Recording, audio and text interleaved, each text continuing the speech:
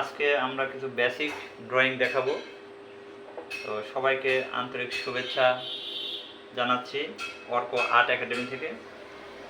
আজকে আমরা শুরু থেকে বেসিক কিছু জিনিস নিয়ম আপনাদের শেখাই দেব, সেগুলো কিভাবে কাজ করলে যাতে পৃথিবীর সমস্ত কিছু আঁকানো যাবে। যে বেসিকগুলো জানা থাকলে সারা জীবন ছবি আঁকতে কাজে লাগবে। আসুন আজকে আমরা বেসিক কিছু জিনিস আপনাদের সাথে আলোচনা করি। যেমন দেখেন, এখানে বৃত্ত বৃত্ত বৃত্ত দিয়ে পৃথিবীর সমস্ত রকম ফল আঁকানো যায়। বৃত্ত, তারপর আছে ত্রিভুজ,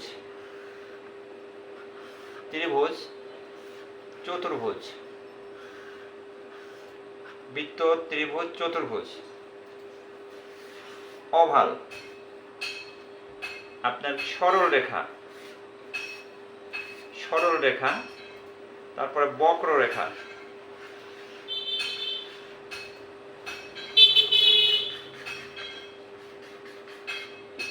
যে বক্ররেখাগুলো এগুলো অনেক ক্ষেত্রে ছবি আঁকার ক্ষেত্রে কাজে লাগে। এটা বিভিন্ন ধরনের হতে পারে। এগুলা আপনার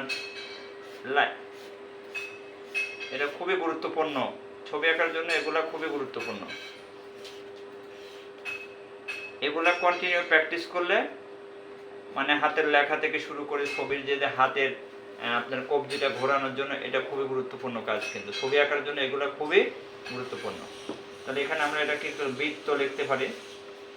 বৃত্ত, ত্রিভুজ, চতুর্ভুজ,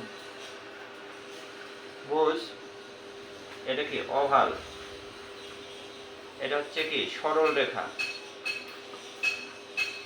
সরল রেখা, এটা হচ্ছে বক্ররেখা, বক্ররেখা।